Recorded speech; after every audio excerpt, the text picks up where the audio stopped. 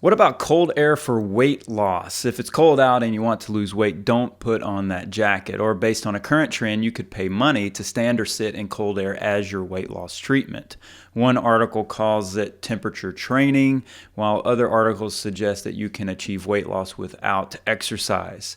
In short, the suggestion is that if we expose our bodies to cold but not freezing temperatures, somewhere around 60 to 62 degrees Fahrenheit, we will lose weight. But how could this work? A recent review published this year, cleverly named Breaking BAT, or brown adipose tissue, gives us the most recent update on whether cold air for weight loss is even plausible.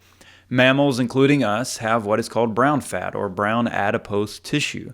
As babies, we have quite a bit in our bodies, but it declines as we age.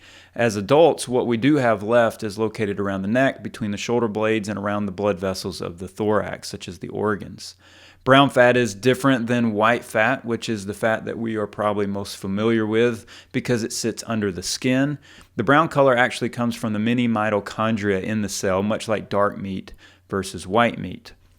But the most important feature of brown fat is the capability to oxidize substrates to produce heat for facultative thermogenesis, which is required to maintain body temperature under conditions below thermal neutrality. So what in the world does that mean? It simply means that brown fat can create heat when the body gets cold to help maintain body temperature. This heat warms our body so we do not have to shiver.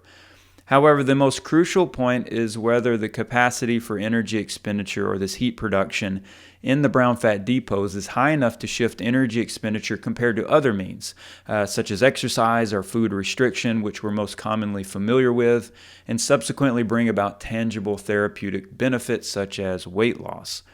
Recent estimations have fully activated brown fat expending only 25 to 50 calories per day.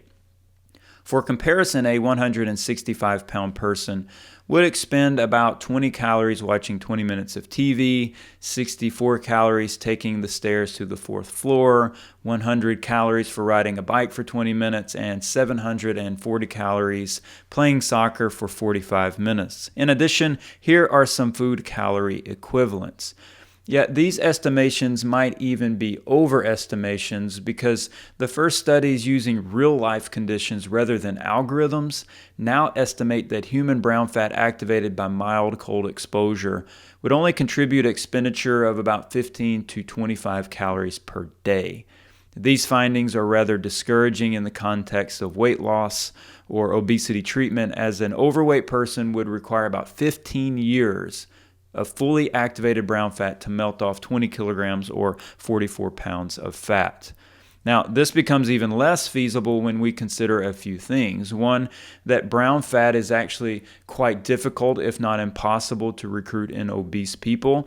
Two, it is highly variable between individuals. Some have a little bit, some have a lot of brown fat. It's active in some, not active in others. And three, that any increase in energy expenditure is often met by an increase of compensatory food intake. So it's not looking too well for an expensive cold air spa day.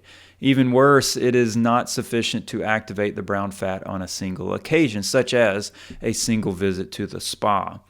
Even when you leave the spa, the additional thermogenesis or heat production will cease as soon as the individual returns to the usual thermal neutral or room temperature environment.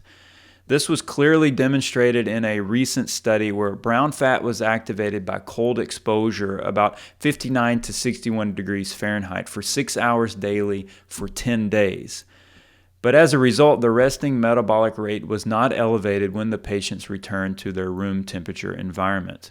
Oh, and don't forget the possible side effects of brown fat activation, including increased sweating, hyperthermia, hunger, and even potential for cardiovascular problems such as arterial plaque formation. So with all this being said, I think for now we have to say that cold air being effective for weight loss is unlikely.